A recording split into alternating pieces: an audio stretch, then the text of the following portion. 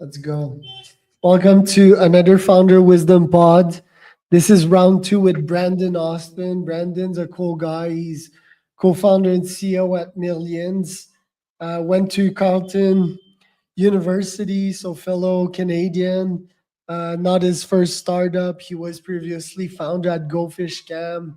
Did a bunch of startup consulting back then and joined Millions in 2021. Millions is a social commerce and video platform that allows you to interact with your favorite athletes and GMs. So they really came on my platform for MMA athletes and UFC athletes, most specifically.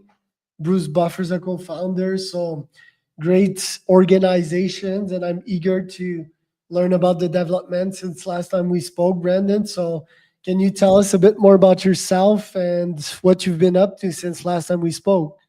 Yeah, absolutely. I mean, who can create an intro better than that? Thanks for having me on again.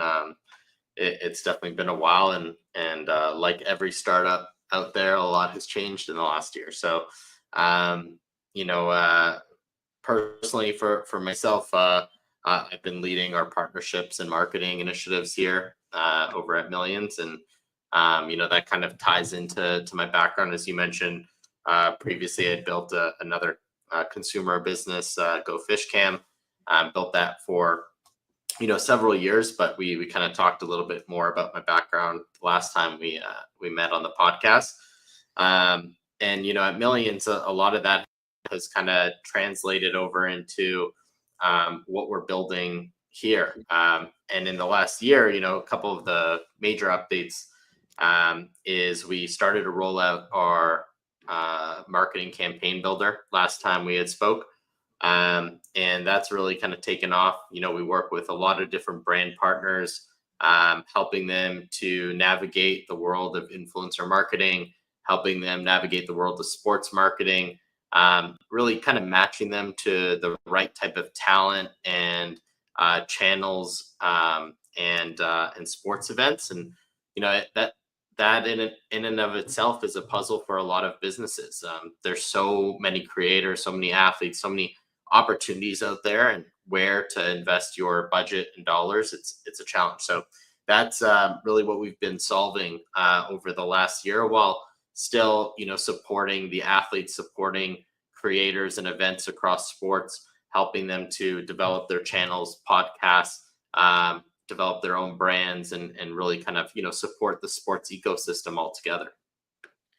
Right. And have we seen a user growth from last time, or is it pretty much the same? Definitely user growth. I'd say we're over double where we're at for talent size since last year. So last year, I think when we met, we were at about 3,000 athletes. We have over 9,000 athletes who use the platform today. We also have now we've opened up the platform a bit across sports to start bringing in sports and fitness creators, allowing them to develop podcasts and channels across sports. So we have over 500 different sports channels on the platform who are creating weekly episodes, watch parties, press interviews with the athletes, helping to work together and collaborate to continue to build up that sports media ecosystem. We also started to work with sports events. So we have over 180 sports events that use our platform as a pay-per-view partner and as an event marketing partner. So we're seeing a lot of success, a lot of growth across the various components of what Millions is. Interesting. And what have been the new features on the platform? I see you're putting emphasis on some videos here, personal videos, for example, that I can order from my favorite athletes. What other new features have been working fine for Millions in the last year? Yeah, so where we launched was as a platform for athletes to be able to build a brand and monetize their fan base a little bit more through personal content, experiences, and products. Athletes could come in, work with our team to design and build their own brand, launch an entire e-commerce platform for merchandise, memorabilia, experiences, personal videos, And then they could also create a streaming channel, a podcast, or just create general content. Now, where the platform has continued to expand to is we developed the mobile app, making it really easy for the athletes to kind of own their brand right from the palm of their hand.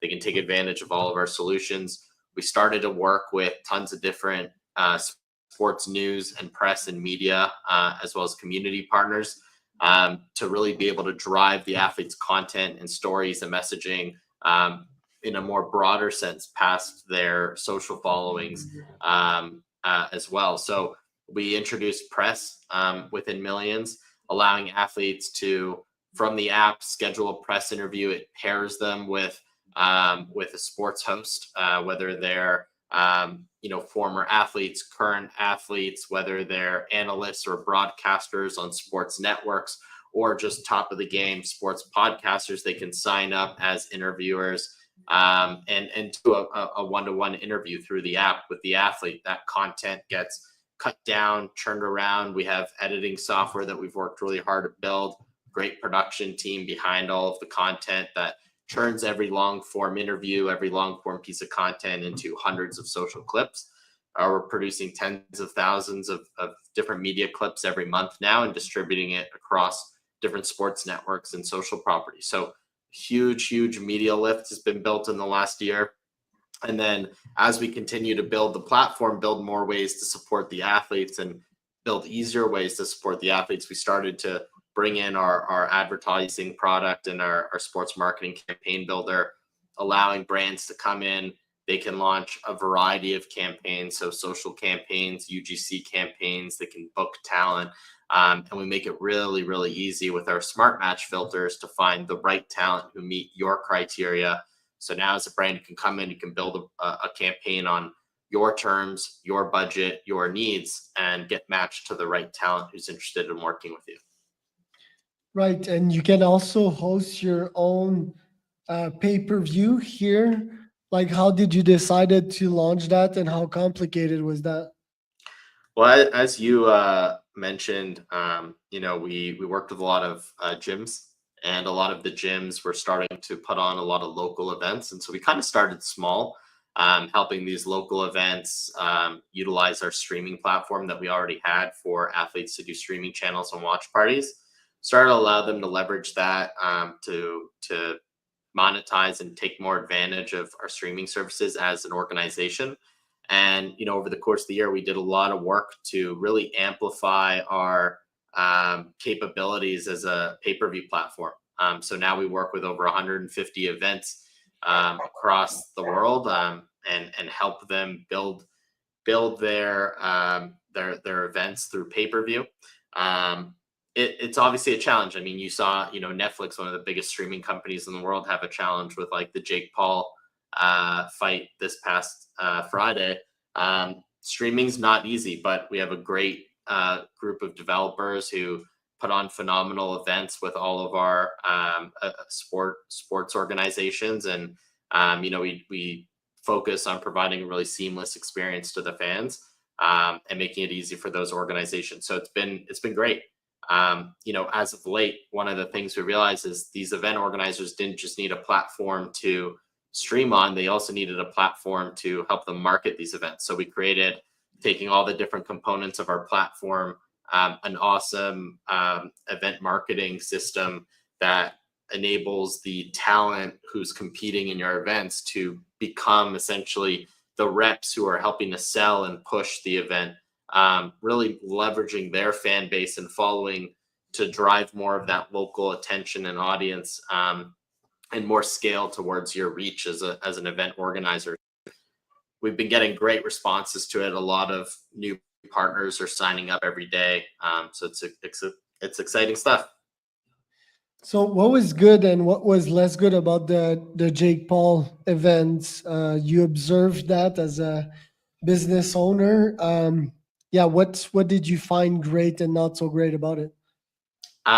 Yeah, I we had some athletes who were competing in the fights. There were some great fights that night. I think all the comments on social media kind of speak for itself. Where people are saying one of the greatest fights of the night was their internet versus Netflix. it's a challenge. It was one of the biggest combat sports events ever in history in terms of eyeballs and the amount of people who tuned into to that, and that's because of Netflix, because it has such a massive audience. But it's I think as a business owner who's involved on that streaming side, seeing even the person at the highest kind of level you can be at for streaming have a lot of quality issues and streaming issues where it was loading a lot of the time. People were getting very frustrated with that experience. It's almost like a breath of fresh air because it gives us something to point at and say, look, even at the top, these types of things happen. We create a really great seamless experience and we strive for the best. But sometimes even at the top of the game, there's going to be challenges. And I think that as a business owner for any business, you obviously have, companies that are out there that do components of your business that do it well. They're big companies, and kind of when you see some of the ups and downs that they go through, it's learning lessons for you and your team. But it's also kind of nice to know it's not just sometimes you, right? Because as you yourself know, and you speak to a lot of founders, sometimes it can be lonely on the hill as a founder. Um, Battling through just the ups and downs of building a business. I find that the opening card was so weird as well. The Indian and the Brazilian dude, that was so like a what the fuck moment. At some point, the Indian guy was humping the Brazilian dude. It's like, what is happening here? Like they could have done a better job from the opening card. I know that the Mhm. Brazilian dude's an influencer, but what are your your comments on that as a guy that's building an influencer platform? Yeah, I mean, like you have kind of your influencers who their whole career is to build content, and then you have your athletes who their whole career is to compete at the top of their game, train at the hardest that they can to always be, leveling up and be competing the best that they can be. And I think that's why athletes are natural influencers and why they have been for so long, because they're the type of people that their community looks up to them, their fan base looks up to them, they strive to be like that. And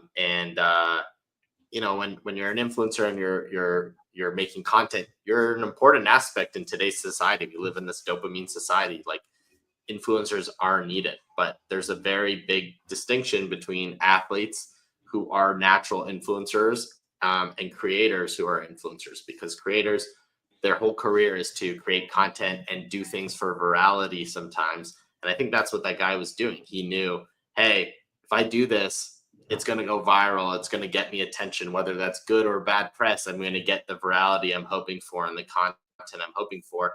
That's his career. That's his whole job. He was training for, boxing for the hell of it. But like, that's his priority. Whereas the athletes, who were athletes in that event, they worked hard for that. They were trying to do, what they set out to do, which is they're on one of the biggest stages, biggest eyeballs on them that they may ever have in their career.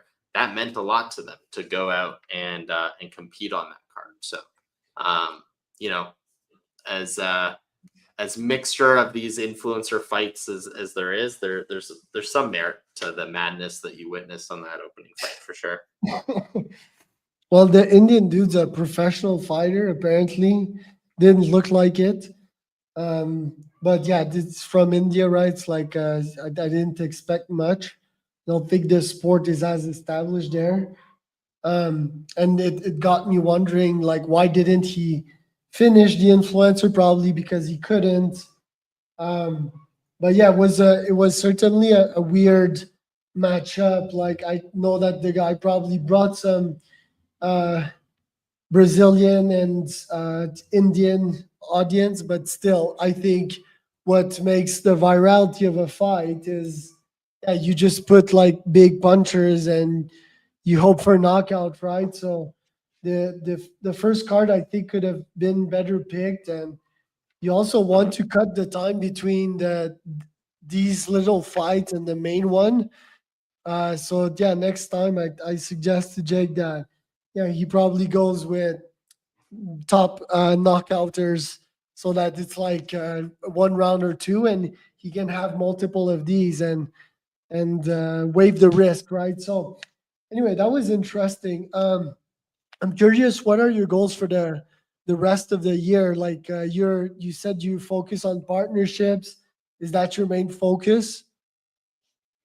Yeah, personally, right now I'm working a lot on the partnership side. So, working with a lot of our agency partners, working with a lot of our brand partners, just to really help configure, uh, a lot of the campaigns for 2025.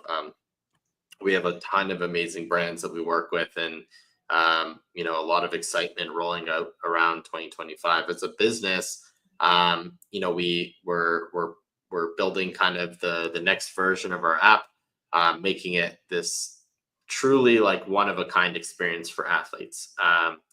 Our platform already is one of a kind. It offers things that these athletes can't get anywhere else, and definitely not all in one place. And I think when this new app rolls out early on next year, it's going to really wow a lot of the athletes and just the market in general. From a brand perspective, we're still building out our campaign manager to add in new features every week. So, our brand partners are excited with all of the rollouts that are planned there. And then, later on next year, we're planning on really supporting the fan side of things too. We've really mastered the athlete and channel and profile side. Now we've started to really master the brand partnership side. The last kind of final piece to the major ecosystem here is creating just an unreal sports experience for fans. So, we're making sure to incorporate them into our 2025 plans as well. Got it. What has been challenging running the business this year, and how do you overcame these challenges? Yeah, I think like we're seeing a lot of growth and the teams continuing to grow. I've obviously like led teams and built a company, but um, we're getting to this world where we have team in office, team that's remote, and it's an awesome world to be able to do that. But it definitely brings its challenges as like a leader within the company to be able to help train the team, help be there to support them, help grow. So I think this past year there's been a lot of growth, and we're going to see an even faster amount of growth coming. So I think just for myself, what I'm excited to do is really kind of come up with more ways and work on more ways to keep supporting the team to sustain through that growth and to keep bringing on new team members.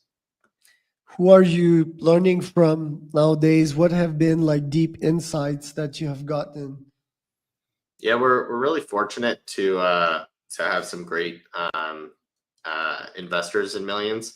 They put on an awesome conference this past year for the first time ever, and brought in a ton of their portfolio companies and the founders and CEOs and sales leaders and financial leaders of those orgs into one room. And that kind of like thought leadership is just what's kind of needed sometimes. You need to rely on an advisor network. And when I built GoFish, I was doing a lot of different accelerators and incubators and co-working spaces. Um, and it really helped guide me as a first time founder. And now I'm fortunate to have co-founders who've also kind of been there and built things, and so we learn a lot off of each other. But then we also have a great advisor network and investor network that we've built that we can tap into for support when we need it. And what have you learned from them as of late? I think it's just about like ways to manage teams, like as the world keeps changing, as the way that workforces keep changing. It's important to keep your team motivated. It's important to set the right expectations and metrics across the team. Something at Millions that we do is no matter kind of like where you come in at, whether you're an entry level employee or a senior exec, we try to give everyone, options in the company, making everyone feel like an owner. And that requires also our team to keep the business at top of mind. In today's world, it's easy to find a lot of selfish employees sometimes where they're kind of only thinking about themselves. But in a startup stage, you need everyone thinking about each other and about the company. And so here, I think we've built that culture within our workforce, and that's not an easy culture to build. So what I've learned most importantly is just listening to the team and their needs, but also listening to the company and its needs, but making sure that there's cohesion between the two so that there's not a disconnect in what the team needs and what the company needs. Everyone's on the same page. Love it. Well, Brandon, thank you for today. Where can people find out more about you? Yeah, check us out, millions.co. If you're a brand partner, check us out at advertising.millions.co. And, we look forward to continuing to build some awesome stuff within sports. So whether you're a sports fan,